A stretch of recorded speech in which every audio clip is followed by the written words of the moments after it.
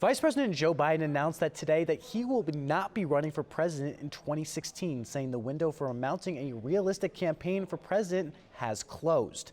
Cronkite News reporter Elizabeth Blackburn is in Washington, D.C. with the details about the announcement. Elizabeth?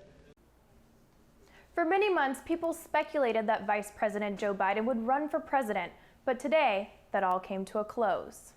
Standing in the Rose Garden with his wife Jill on one side and President Obama on the other, Biden said that while he will not be campaigning for himself, he will be on the campaign trail pushing for democratic principles.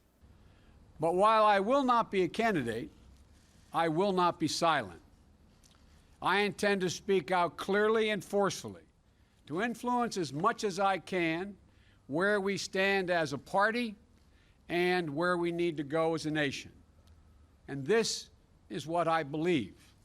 In the months before today's announcement, a draft Biden movement sprang up with its own super PAC in hopes the vice president would run.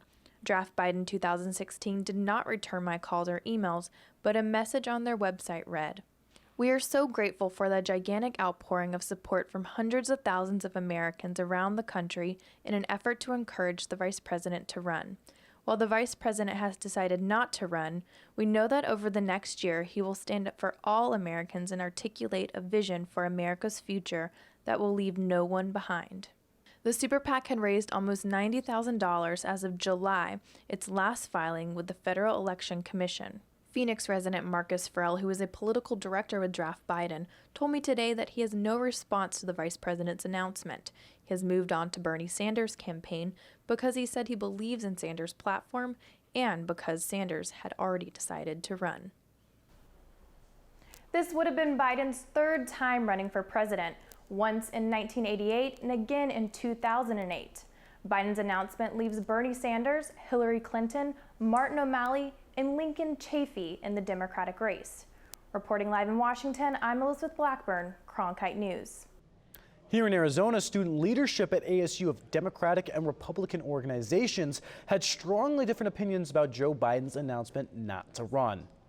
We have strong candidates out there, and they're all making a case for American people and saying that we need to continue the legacies and the policies that President Obama has established, but then continue that even farther and continue to do more. And so this doesn't weaken the party at all. I think it only strengthens it. And like I said, it'll allow him to be a proponent for much of these policies in a different aspect.